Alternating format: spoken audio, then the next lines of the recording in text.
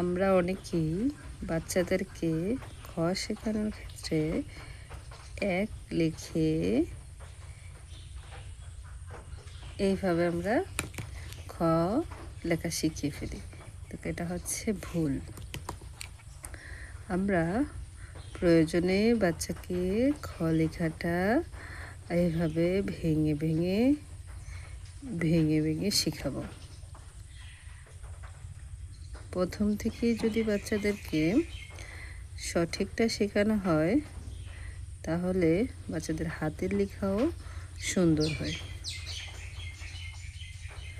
আরেকবার আমরা যদি দেখাই, এই যে এইভাবে পরের বার আমরা আরেকটু বাড়াবো, তারপরে নিচের দিকে যাবে, নিচ থেকে উপর দিকে যাবে আর ক্ষয়ের অর্ধমাত্রা থাকবে।